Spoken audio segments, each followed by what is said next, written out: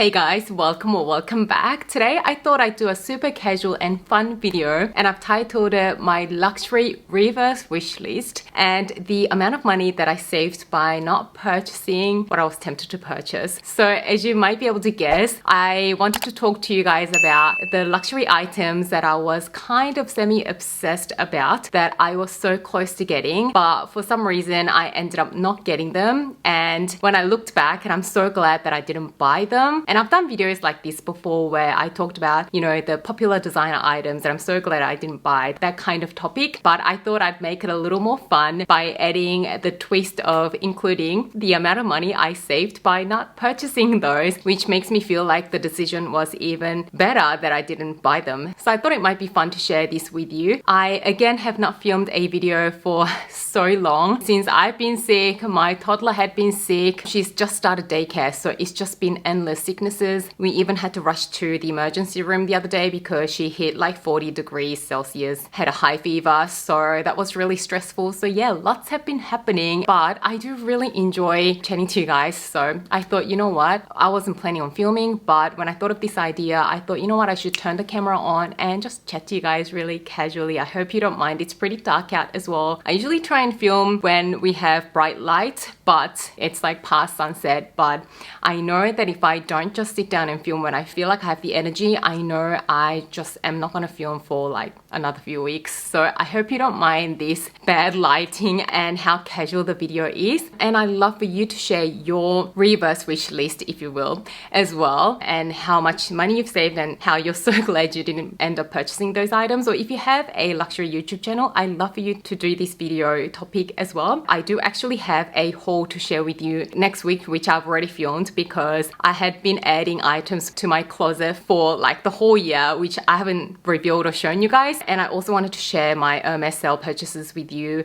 So I already filmed that haul, which is in the process of being edited. So ironically, the next video you'll see from me is actually a haul video where I bought a whole lot of things, but I really wanted to share the anti-haul as well with you guys. Anyway, without further ado, the first item on my reverse wish list is actually the Chanel 25 bag that I recently tried on and I was low-key obsessed about. It is the first Chanel bag in a really long time that has interested me, that has got me excited to check it out. I actually shared with you guys of me trying the bag on in store a couple of videos ago when I did like a casual vlog. I still really love that bag. It just looks really effortlessly cool. It will go with so many things that I currently wear on a day-to-day basis. But two things really stopped me from purchasing one of those bags.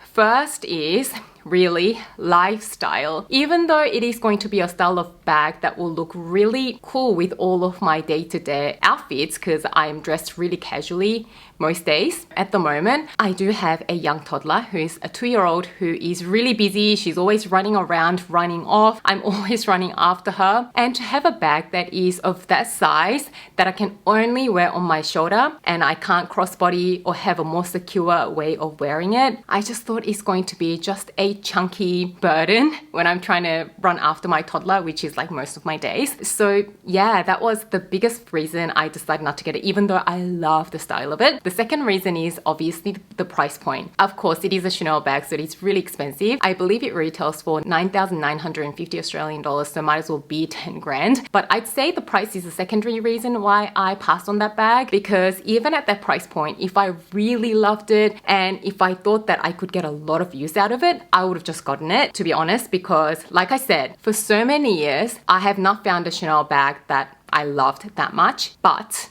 the practicality really stopped me from it. So yay, the first item was starting really well. I saved almost $10,000 for not purchasing that bag.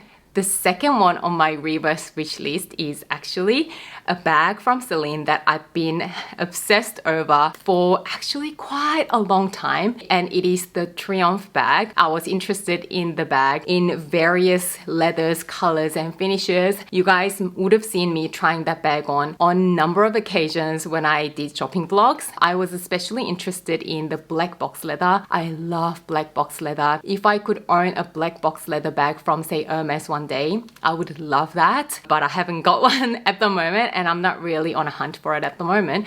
But the Celine Triomphe bag has been one of those bags that I've been eyeing for many years, to be honest. I still love the look of that bag, but I kind of have gotten over it, to be honest. I feel like I've been seeing it so much on Instagram. I've seen it on some of my favorite fashion bloggers, and that was probably the start of my obsession with that bag. But because I've been thinking about it for so long, I feel like I've kind of gotten over it without even owning it. And I've actually got similar bags that I've really been loving at sort of like the more affordable designers, like my D'Amelia bag and my Ateliers August bag. It's kind of scratched that itch for me. So yeah, at one point I was really not that interested in that bag anymore. So it was a bit of a natural progression. You know, Celine doesn't have the best resale value. So if I'd used it for a year or so and gotten over it, I probably would have lost a lot of money on it. So at this point, I'm actually really glad that I didn't get it. I didn't need it in my collection. And it is one of those designs that I was happy to try out from other more affordable brands, and that's obviously scratched my itch for that kind of a bag. So I'm really glad that I saved $6,000 on that bag. So we're at around 16,000 Australian dollars. This list is a little bit Celine heavy, by the way. So the next one on our list is also a bag from Celine, and it is the Celine pouch on strap. I think it's called a pouch on chain. I've actually first come across this bag on a work colleague and I really loved how cute it was. It is a decent sized pouch bag that can fit all your sort of essentials. It's like a mini bag, but the price point is really good at $14.50, I believe. And I thought, you know, it's such a cute mini bag at a great price point in a very classic Celine aesthetic. You can get it in the Triomphe canvas with the tan leather trim, or you can get it in a couple of different colored leathers. But my interest heightened when I was researching for a video that I filmed a few months ago on the updated best value for money designer bags of 2025. If you haven't watched that video, I'll leave it above and in the description section below. So if you're interested, I've done a lot of research on the current best value designer bags and I've got some great options there. And I believe I did like close to like 30 bags. So I think it's definitely worth checking out if you haven't done so already. Anyway, I went to try on this bag when I was researching for that video and I fell in love with that bag all over again. It was just before we went to Korea back in May. So when we went to the airport, that bag was sitting there and we could get it tax-free. So hubby was like, oh, do you want me to just get that bag for you since you seem to really love it? I really thought about it since it was such a well-priced bag. But you know what? I told myself I really don't need another mini bag. I mean, I really could do without that bag. Even though the bag is at such a good price point, I just felt like it wasn't absolutely necessary in my collection. I do have my mini Kelly, which goes with a lot of my outfits. I also still have my mini Chanel square flap in the black, which I love as well. And I've got my mini Evelyn from Hermes, which is in the tan brown color. And I just thought, you know what? I've got enough mini bags in my collection and that bag will be more or less a wallet on chain capacity. And I was kind of sick of the really tight bags where I have to really play Tetris to fit my items in. The mini bags that I already own, I absolutely love, but I've decided not to add any more of these mini bags unless it is something that I truly can't get over. So I did the logical thing and passed on it. So I saved another $1,450 on that one. Okay, just one more bag from Celine that I'm so glad that I didn't get. It is the Tin Lulu bag, which is relatively a new design from Celine. I checked it out a few months ago in store when it first came out and I loved the leather colors in it, especially the green. Oh my goodness, I was kind of like really in love with that. And I just thought it is a better version than the Ava bag, which is only shorter carry. The Tin Lulu bag comes with a crossbody strap as well. So I thought for my current lifestyle, being a mom to a toddler, that will be the perfect version of the Celine Ava bag. It will be a perfect sort of alternative to it. So when I saw that it was a new design, I immediately went to check it out in store. But I did mention in a shopping vlog to you guys that I just thought the opening was a little bit too tight. And even though it does have a pretty good capacity for a mini bag, because of that limited and difficult opening, I just thought the access into the bag will be a bit annoying and the zipper will be like a little bit annoying to deal with. But I still absolutely love the look of it and that green color. But I'm so glad I didn't get it because I have really been enjoying an alternative to that bag, which is this Songmon Luna bag that I've had for a few months now. This green color I feel like is even more elegant and beautiful than that Celine green. I love that this leather is more pebbled, so it's more carefree, scratch free. And this one does the same thing. It comes with a shoulder strap, like a crossbody strap, but also opening is easier at a fraction of the cost, mind you. This one's like $500, and full transparency, I got it as a collaboration with the brand a few months ago. But look at this, when you convert it like this, it has a really similar look to that tin Lulu bag from Celine, and this bag is just an overall more practical bag at a much better price point.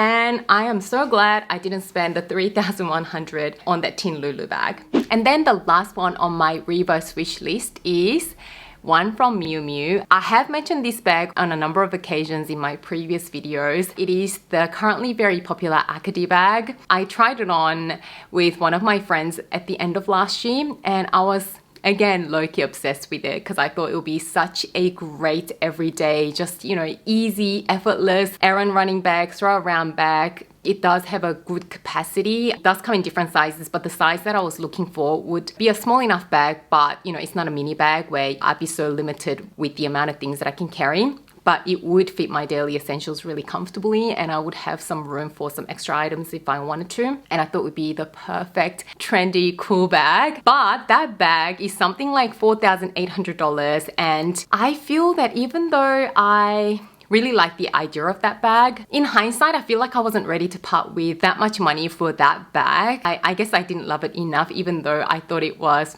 a really cool bag. I didn't have anything like that in my collection, but I'm so glad I didn't get it because I found the perfect alternative for it for my own taste. A lot of you guys may not even agree with this, but you guys already have seen this if you've seen my Korea vlog and my following unboxing video.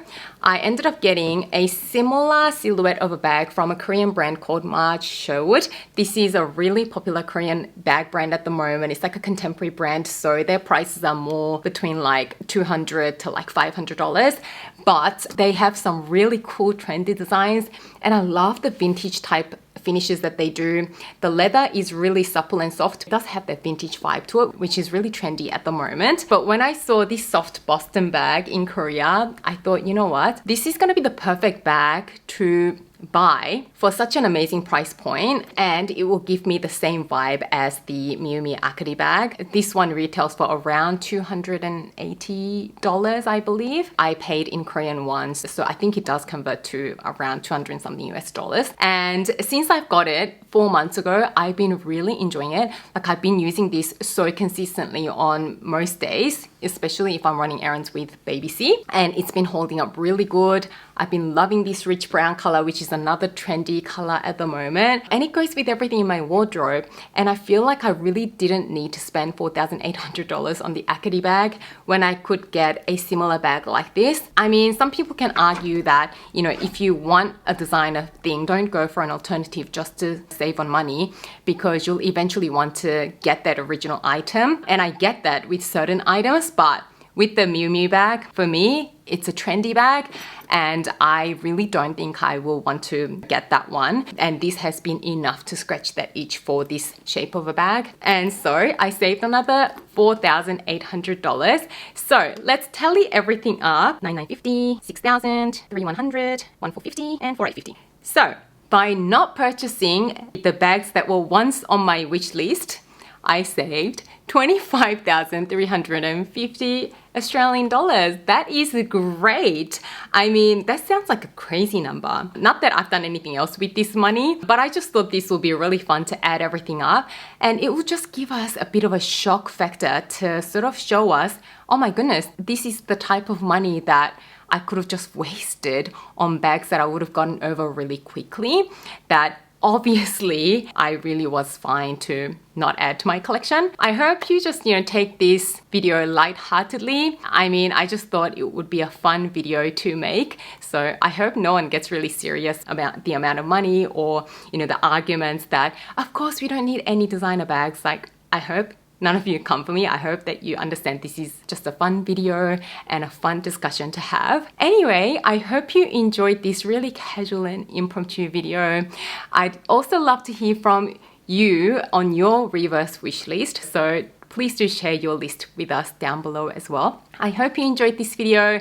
If you did, don't forget to give it a thumbs up and subscribe to my channel. As always, thank you so much for watching and spending some of your precious time with me today. And I can't wait to see you again soon in my next video. Bye guys.